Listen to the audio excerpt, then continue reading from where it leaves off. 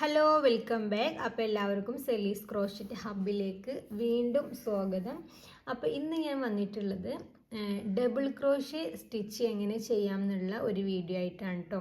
അപ്പോൾ നമ്മൾ ഈ ഒരു ഇതിൽ ഹാഫ് ഡബിൾ ക്രോഷേ പഠിച്ച്, സിംഗിൾ ക്രോഷറ്റ് പഠിച്ച്, ചെയിൻ സ്റ്റിച്ച് പഠിച്ച്, ഇനി നമുക്ക് പഠിക്കാനുള്ളത് ഡബിൾ ക്രോഷേ സ്റ്റിച്ചാണ് ഇനി നമുക്ക് പഠിക്കാനുള്ളത്.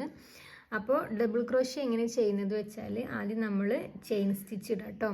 അപ്പോൾ അതിന് വേണ്ടിയിട്ട് ഒരു ഹുക്ക് എടുത്തിട്ടുണ്ട്, അതുപോലെ തന്നെ ഒരു യാണും എടുത്തിട്ടുണ്ട്. നിങ്ങൾക്കിപ്പോൾ ഒരു ഇഷ്ടമുള്ള യാണോ അതുപോലെ തന്നെ ഇഷ്ടമുള്ളൊരു സൈസിൽ ഹുക്ക് കൊടുക്കുക കേട്ടോ. നമ്മളിപ്പോൾ പഠിക്കാനല്ലേ, അപ്പോൾ നമുക്ക് ഇഷ്ടമുള്ള തരത്തിലുള്ളൊരു ഹുക്കും അതുപോലെ ഒരു യാണും എടുക്കുക.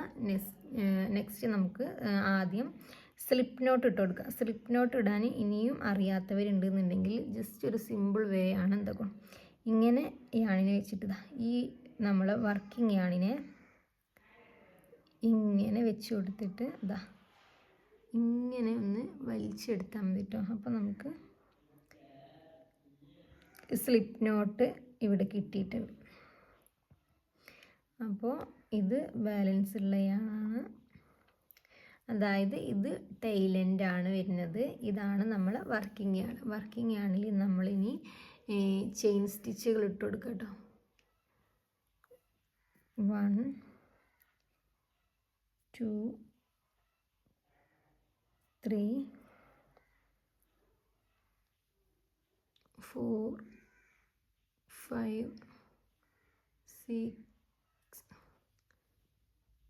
7. ഞാനിപ്പോൾ ഒരു 7 ചെയിൻ സ്റ്റിച്ചാണ് ഇട്ടിട്ടുള്ളത്. അപ്പോൾ നിങ്ങൾ കുറച്ച് അധികം ചെയിൻ സ്റ്റിച്ച് ഇടുക കേട്ടോ. കാരണം നിങ്ങൾക്കതിങ്ങനെ ചെയ്ത് പഠിക്കാനും വേണ്ടിയിട്ട് കുറച്ചധികം ചെയിൻ സ്റ്റിച്ച് ഇടുക. ഇനിയിപ്പോൾ നമ്മളെങ്ങനെയാണ് ഡബിൾ ക്രോഷേ ചെയ്യുന്നത് വെച്ചാൽ ആദ്യം ഈ ഒരു യാണിനെ ഹുക്ക് കൊണ്ട് ഈ യാണിനെ ഇങ്ങനെ ഓവർ ചെയ്യുക. ഒരു 1 2 3 ഒരു 2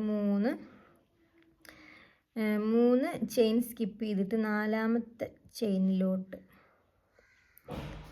നമ്മൾ യാൺ ഓവർ ചെയ്തിട്ട് ഹുക്കൊന്ന് ഇൻസേർട്ട് ചെയ്ത് കൊടുക്കുക.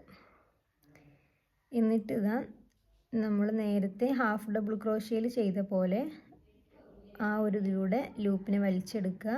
ഇനി ഇവിടെയാണ് ചേഞ്ച് വരുന്നത് കേട്ടോ ഡബിൾ ക്രോഷേയിൽ.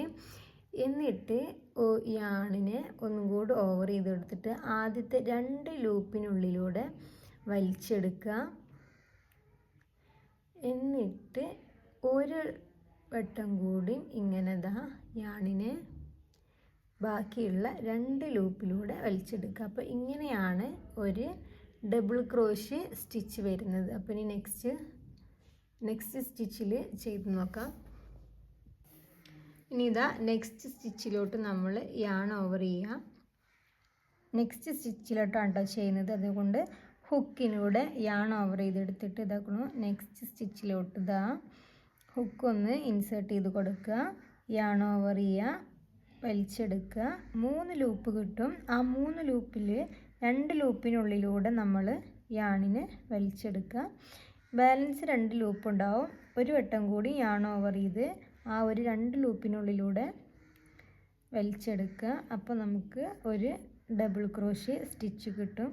ഇനി അങ്ങനെ എല്ലാത്തിലും അങ്ങനെ ഒന്ന് പ്രാക്ടീസ് ചെയ്ത് നോക്കുക. അപ്പോൾ ഈ ഒരു സ്റ്റിച്ചാണ് ഡബിൾ ക്രോഷേ സ്റ്റിച്ച് എന്ന് പറയുന്നത്. അപ്പോൾ ഈ ഒരു ഡബിൾ ക്രോഷേ സ്റ്റിച്ച് എല്ലാവർക്കും മനസ്സിലായി എന്ന് വിചാരിക്കുന്നു. മനസ്സിലാവാത്തവരുണ്ടെങ്കിൽ താഴെ കമൻറ്റ് ബോക്സിൽ നിങ്ങളുടെ സംശയങ്ങൾ ചോദിക്കാം. പിന്നെ നിങ്ങൾക്ക് ഈ ഒരു ക്രോഷയെക്കുറിച്ചും വീഡിയോസിനെ കുറിച്ചും നിങ്ങൾക്ക് എന്താണ് അഭിപ്രായം എന്നുള്ളതൊക്കെ ജസ്റ്റ് ഒന്ന് കമൻ്റായിട്ട് അറിയിക്കുക. ഞാൻ ക്രോഷേ പ്രോഡക്റ്റ്സ് സെയിൽ ചെയ്യുന്നുണ്ട്. അപ്പോൾ അത് വേണമെന്നുള്ളവർക്ക് ഞാൻ ഡിസ്ക്രിപ്ഷൻ ബോക്സിൽ എൻ്റെ നമ്പർ കൊടുക്കാം. അതിലേക്ക് വിളിച്ച് ഓർഡറും കാര്യങ്ങളും ചെയ്യാം കേട്ടോ. അപ്പോൾ ഈ ഒരു തരത്തിലാണ് നമ്മുടെ ഡബിൾ ക്രോഷേൻ്റെ സ്റ്റിച്ച് പാറ്റേൺ വരുന്നത്.